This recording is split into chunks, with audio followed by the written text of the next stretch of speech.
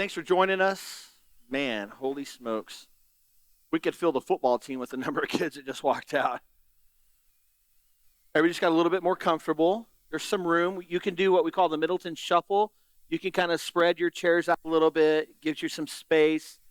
We only set them up so they look really nice when you guys get in here, but after that, it can go over.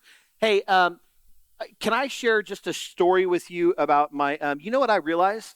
I don't have my iPad. Is there a random iPad sitting in somebody's chair? I mean, I could probably wing it, but I'm not sure where that is. But can I share? While the team looks for it, I'm going to share a story with you. Can I share a story about my athletic prowess? Is that okay? Okay. It's not about football. We all know how good I was at football back in the day. Just kidding. But it's about basketball. I used to play basketball at one point. Oh, hey, there it is. Thank you. My wife had it.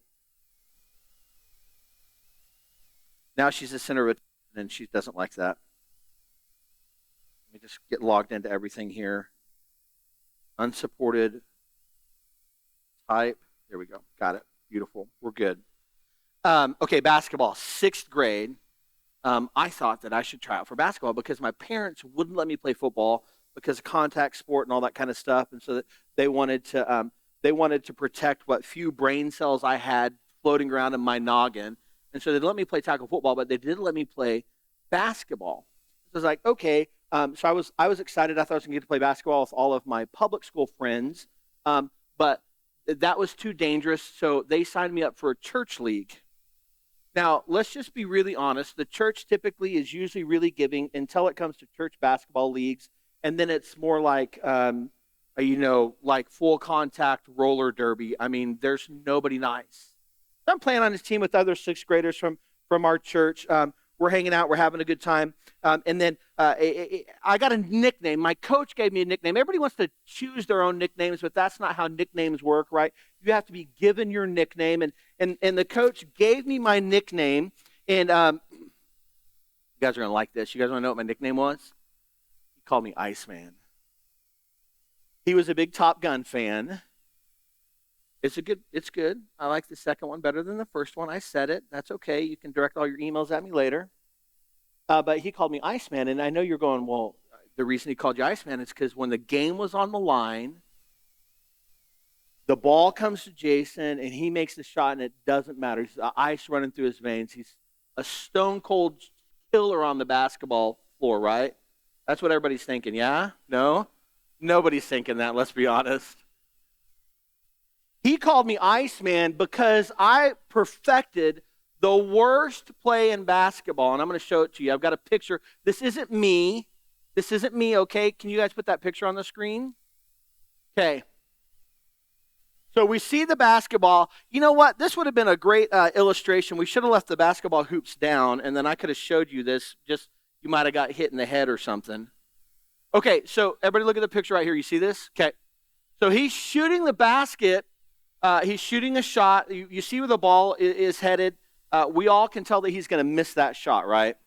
He's going to miss it short and on the front edge of the rim. And so it's going to rebound off of the rim into the lane. What is he doing that's wrong here? Anybody that coached basketball? Follow your shot. I was called Iceman by my coach because every time I would shoot, I would just stand there like a frozen statue of ice watching my shot go up and miss. I mean, I look really good with the follow-through just like him. I got it, I'm reaching into the cookie jar to pull out a cookie. I got my elbow in, but I'd miss it every time. It's the worst play in basketball, and in fact, unfortunately, professional basketball and even into high school and college now, we've got a generation of players just watching Steph Curry grow up. That's what they do. They just fire up this long-distance shot, and they watch it, and it just hangs there, and they admire the beauty of their shot. Sometimes they make it, sometimes they don't. But 100% of the time, they can't get the rebound and follow up because they're watching what they're doing. And often what it is that Iceman mentality we take into gratitude. We take into this idea of giving thanks or Thanksgiving, that it's kind of like this Go back to the Top Gun reference. It's like a fire and forget missile. You hit the button and the missile goes off the rail and fires, and then you just forget about it. The missile's going to do its job, or it's not going to do its job, but it's not up to you anymore. You got it to the point where you hit the button and it shot out. And that's unfortunately how a lot of people treat gratitude in today's world. It's a fire and forget missile. They just shoot it out and they just hope that everything is going to be okay, and there's never any follow-up. And if you have a Bible, if you don't, it's okay. We're going to look at Colossians 2, 6 through 7, along with some other verses, but mainly Colossians 2, 6, and 7. Paul, writing to the church of Colossae, says this: "Therefore, as you received Christ Jesus the Lord, so walk in him, rooted and built up in him and established in the faith, just as you were taught, abounding in thanksgiving." And there's a lot of great words in there. We received Jesus, so walk in him, right? That continual movement, that continual process that we keep going. There's that idea of being rooted and built up in him, that continual process of growing more into the image of Christ, that we're established in our faith as we have been taught. Unless anybody say, man, I'm not sure you're talking about, today we're going to take care of that. I'm going to teach you today what Paul's talking about. And so here's the reality: from this point forward, nobody has an excuse anymore. So I'll give you free pass. If nobody wants to be on the hook for this ingratitude in your life, I'll let you get up and walk out right now. Nobody will judge you, I promise. I know what everybody's thinking. They're like, everybody's going to judge me if I get up and walk out right now. I'm going to teach you how to abound in thanksgiving and what that looks like. Just like last week when we learned that gratitude is not, it's a choice, it's not just a byproduct. This week we also see, based on Colossians 2, 6, and 7, is this: that gratitude is a continual work and not a one-time event. Gratitude is a continual work and not a one-time event. Too often we take gratitude like this fire and forget missile. Something happens, or somebody does something nice for us, or we get something, we send a thank you card, and we just forget about it. Or worse, it becomes a game of I owe you, right? Somebody does something nice for you, and then you say, well, I owe you one. And then you feel like you're in this constant state of negativity because somebody did something nice for you. And so you've got to do something nice back for them to even the scale, that somehow in the world that we live in, we all have to be on this even scale. We can never owe anybody. Nobody can ever give us anything. Or worse, we don't let somebody do something nice for us. And it's not just us, it's also the person doing something nice as well. They do something, and then the person that received it wants to say thank you. And then what do we say all the time? Oh, don't worry about it. You don't need to say thank you. How dare we rob them of the joy of expressing gratitude for something that we did in their lives? Somewhere along the way, I'm not sure where it happened for the church in America, we've lost our ability to give and receive help. Somehow there's this stigma attached to needing help. That somehow, if you find yourself in a place of desperation, that you're somehow less than because you need help from somebody else, and because they have the ability to give help, they must be more than I am, because, man, if I was as good as them, then I wouldn't be in a place where I need their help. That's garbage. God has given gifts to each and every one of us. We have seasons where life is more difficult and we need people to step in. I went through one of those this week, actually the last 10 or 12 days, and I can't tell you how many times if I pulled out my phone and I started scrolling through the different people that I would just get a message from that said, hey, Pastor Jason, I'm praying for you today. Hey, Pastor Jason, I'm thinking about you and your family. I'm praying for you today. And you know what? I was in a place where I was desperate. I needed that help. I needed those prayers of encouragement. I needed those things of thanksgiving. Hey, Cooper, can you bring me the other headset? This is the wrong one. It keeps falling off my head, and it's super distracting. I know I got a big head, but I've got a better one. So, hey, Bryson, mute me really quick. Mute me really quick on the soundboard.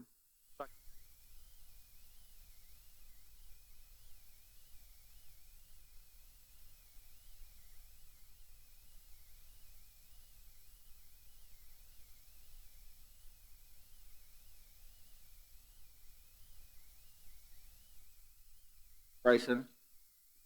Check 1, 2. Whoa, that's a hot mic.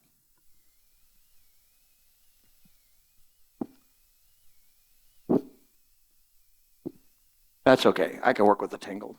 Can you guys hear me still? Okay. None of this is right. We're just going to have to get through it. Cooper, thank you. See what he did? He just said, you're welcome. He didn't say, don't worry about it. What a perfect example. The Lord knew that we needed that today. Where was I? Oh, the inability to take help. We struggle when somebody shows up in our life and wants to give us something.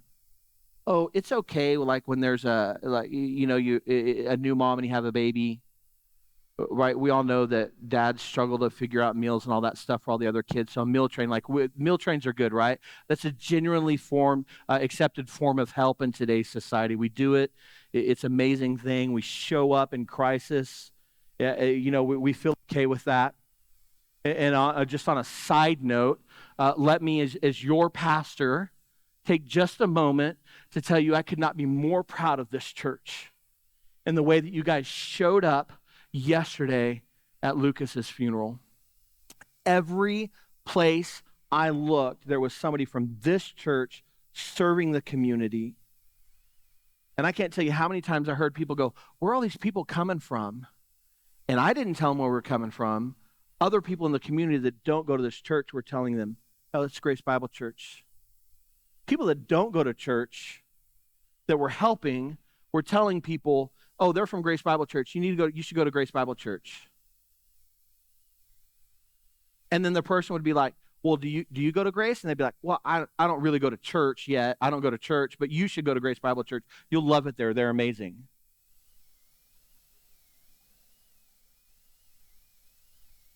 That's okay. God's working on everybody's heart. Different seasons, different moments of help. You know, one of my favorite miracles in the Bible is in Mark chapter 1. It's not on the screen, but can I read it to you? I think I've shared this before. And a leper came to him imploring. I love the Gospel of Mark. Mark just dives right into it, right? Like we get all the niceties of the birth of Jesus and the Christmas story and the other Gospels. Mark literally just gets right into what Jesus starts doing. It's absolutely incredible. If you haven't read the Gospel of Mark, you should. It's full of really good stuff. And probably the best part is in the very first chapter of verse 40, starting of verse 40. And a leper came to him imploring, coming to Jesus, right? And kneeling said to him, if you will, you can make me clean. Verse 41, moved with pity, he stretched out his hand and touched him and said, I will be clean. And immediately the leprosy left him and he was made clean. And Jesus sternly charged him and sent him away at once and said to him, see that you say nothing to anyone, but go show yourself to the high priest and offer for your cleansing what Moses commanded for a proof of them. Verse 45, this guy is so happy. He goes out, he goes away and he begins to talk freely about it and begins to spread the news, and it causes some issues for Jesus. And people read that miracle and they're like, well, that's not like, why did Jesus tell him not to say anything? So here's what happens, right? If you know anything about leprosy, it's a communicable disease. I nailed that word. You guys should be so proud of me. Thank you. And if you have it and you touch somebody else, they can get it. And what leprosy does is it kills the nerve endings in your body. And so you get an open sore and you don't realize it. And let's say you're a guy and you're working out in the field back in the day and you got a shovel and you have leprosy and you're digging. And you get a blister on your hand. Normally, guys, we get a blister and what happens? Like we can't work for 3 weeks because it's so much pain, right? We understand what it means. It's like the man cold. We need a Band-Aid. We got to get some ointment. Maybe we need to go to the doctor. We're not sure, but we're going to man up. We won't go to the doctor, but I can't shovel anymore. But you get that blister and you have leprosy and you can't feel it because the nerve endings in your hand are dead, and you keep working and the wood digs away and that blister becomes a hole in your hand and it gets infected, which can cause gangrene, and then you start to lose fingers and the tip of your nose will fall off and your ears, and all of those kinds of things will happen. And so back in the day, it wasn't just in Jewish society, but all over the world, if you had leprosy, you were kicked out of community. You were sent outside of the camp. You were sent outside of the city, and you had to go live with other lepers, which is really interesting because they're so outcast and they were so looked down upon that other lepers didn't even like to hang out with other lepers. And one of the things in Jewish society is you never touched a leper. Well, one, just because you could get the disease, and who wants a disease like that? But two, leprosy meant that you were unclean and you couldn't partake in worship in the temple. And this miracle, as beautiful and as awesome as it is that Jesus healed the leper, that's not the miracle that takes place. What the miracle is how Jesus chose to heal the leper. He could have blown on him. He could have rubbed some dirt like he did in other places and made mud and put it on him. My favorite joke is he could have Benny Hinned him and like slapped the leprosy right off of him. For those of you who don't know, Benny Hinn's a televangelist, and I've watched him do it. Moved with pity, verse 41. He stretches out his hand, and what does he do? He touches the leper and say, I will be clean. We don't know how long this guy was a leper. But one of the ways that we as humans communicate is through physical contact. You see a long-lost friend, what do? You give him a big hug. Maybe it's a fist bump or an elbow bump or a high five or whatever it looks like. But we communicate through physical touch. Guys, when you meet another guy in a business environment, what do? You shake hands. And you immediately judge that other guy by his handshake, right? But let's be honest, we all do it. We communicate through physical touch. How long has this guy gone without physical touch? How long has it been since he's had that kind of intimacy with another human? Just a handshake or a fist bump. Jesus could have chosen to heal him any way that he wanted to. How does he choose to heal him? He reaches out and touches him and says, I will be clean. And then he commands him not to say anything. The command isn't necessarily about not saying anything. The command is to go and offer the sacrifice. Why? Because he wasn't technically clean till the sacrifice was offered. And the moment that the sacrifice was offered, he got to be a part of what? Community. He could be around other people.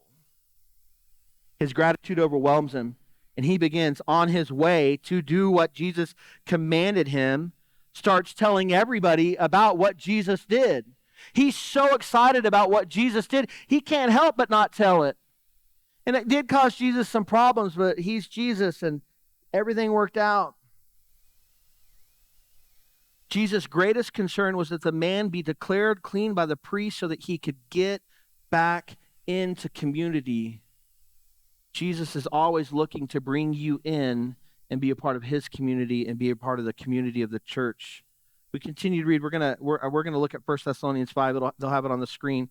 I just want to read this really quickly for you. We read this last week, and it says this: rejoice always, pray without ceasing, give thanks in all circumstances, for this is the will of God in Christ Jesus for you. Well, what we learn from 1 Thessalonians 5 is this, that gratitude should be foundational to your life. You may ask yourself, well, what do you mean by that? I'm glad that you asked. Here's what I mean. When I say gratitude should be foundational to your life, what I mean, you could write this maybe in smaller words. There's a little section at the bottom that you could fill this in. Maybe this is like common English, but you should do it all the time. Paul pretty clearly here, doesn't he? The first two words, rejoice always. That's pretty straightforward. We should do it all the time. Pray without ceasing. Give thanks in all circumstances, for this is the will of God in Christ Jesus for you. We should do this all the time. It should be foundational to our life, right? We think about it. It should be foundational, but the problem is it's not, is it? Oh, sure, there are those people that are always, they seem to be like in a good mood, or they're always grateful, right? We know those people. We love to be around them. Jeannie is one of, where are you at, Jeannie? I'm in trouble. Yep, she just gave me like a scrunched up nose. That lady, if you don't know Jeannie Orslin, she's sitting right over there. She's one of the best employees I ever had at Michael's when I was a manager there. She loves Jesus and she loves people and she practices gratitude all the time. And I've walked through dark nights of the soul with her. Even in the dark nights of her soul, she still found reason to be grateful and to be thankful. But the question for the rest of us is, why is it so hard? I don't practice gratitude all the time. Why is it so difficult? I mean, it should be easy. It's not hard to say thank you. It's not hard to live a life of gratitude, but somehow, some way, I always struggle with it. My initial reaction is to be frustrated or to be bogged down in what I'm missing or something. And then my wife reminds me of the grateful things that we've been given, and I get frustrated because she's right. Why is it so hard? I think the reason that it's so hard is because having gratitude means that we have to be looking for someone else or something to be thankful for. And I'm not talking about somebody does something for us, but just having gratitude for something. And if I know anything that's true about all of us in here, we all want to be the hero of our story. And when we practice this attitude of gratitude, that rhymed and I didn't mean it to, but we'll go with it. When we practice gratitude all the time in our lives, we have to constantly be looking for someone else or something to be thankful for, which then automatically means that we're not the center of the story. Does that make sense? Maybe I'm the only person that struggles with this. Maybe it's just me and I'm preaching at myself, and that's okay. Just have just a public, private time for everybody to see.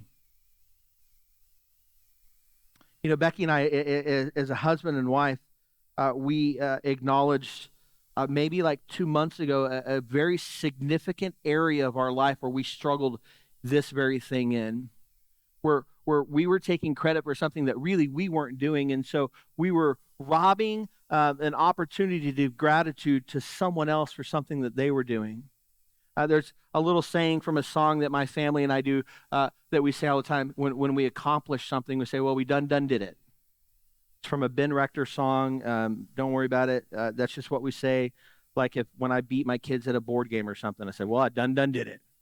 I say that a lot. My kids don't say it as much as I do. I say it a lot because they're always losing. If you didn't get that joke, there you go. Savannah disagrees, but she knows it's the truth.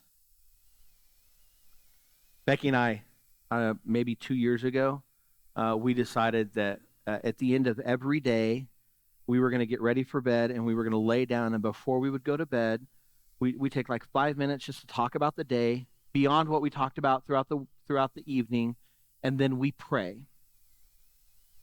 Sometimes I start and she falls asleep, and so I finish. Sometimes she starts, and then I pick up in the middle, and then I fall asleep while I'm praying, and then she finishes. But one of the things that we would say to each other said, well, we done did it. And we were talking about the fact that at the end of the day, everybody's back in their beds, our kids were safe and sound, and we got through another day. And I would be like, we did it. And she's like, yep, we done did it. And we were proud of ourselves. And then we began to recognize that we were taking credit for something that we had nothing to do. The only reason my kids will be in their beds, safe and sound tonight, sleeping, is because God brings them home. And we realized for 2 years, we were robbing glory from God by taking credit for something that we couldn't do. And so we changed our phrase from we done did it to God, thank you for bringing my babies home safe tonight. It's practicing gratitude all of the time in every situation for everything that you could possibly have. Which leads me to my next point. That God should be the object of your gratitude.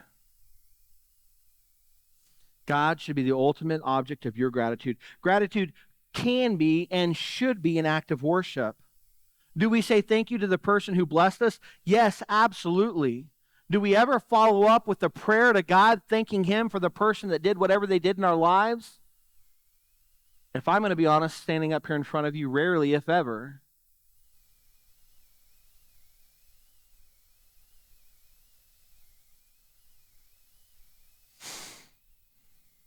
Do we say, thanks, God, for bringing my babies home safe? Thanks for another day around the sun. Thank you for a beautiful sunrise. I know it feels cliched, but literally, I mean, if you got nothing else to be grateful for, you're breathing, right? I mean, you know how to take your pulse? I'm not very good at it. Firefighters, you know how to do it better than I do. You got your heart's beating. You got a breath in your lungs. Stand up, as we just sang, and praise the Lord. Quit being shy about it. Give thanks. Be grateful for what he's done. I'm going to close with one of my favorite Psalms. The worship team's going to come up as I read this, and they're going to lead you in some more worship. You'll have an opportunity to give thanks. Psalms 136 says this: Give thanks to the Lord, for he is good, for his steadfast love endures forever. Give thanks to the God of God, for his steadfast love endures forever. Give thanks to the Lord of Lords, for his steadfast love endures forever. To him alone who does great wonders, for his steadfast love endures forever. To him who by understanding made the heavens, for his steadfast love endures forever. To him who spread out the earth above the waters, for his steadfast love endures forever. To him who made the great lights, that's the sun, the moon, and the stars, for his steadfast love endures forever. The sun to rule over the day, the moon and the stars to rule over the night, for his steadfast love endures forever. It is he who remembered us in our low estate, for his steadfast love endures forever. And he rescued us from our foes, for his steadfast love endures forever. He who gives food to all flesh, for his steadfast love endures forever. Give thanks to the God of heaven, for his steadfast love endures forever. If you have nothing else to be grateful for, you have a God who loves you and wants to be in community with you. And it's available to you every second of every day. Would you stand and sing with us?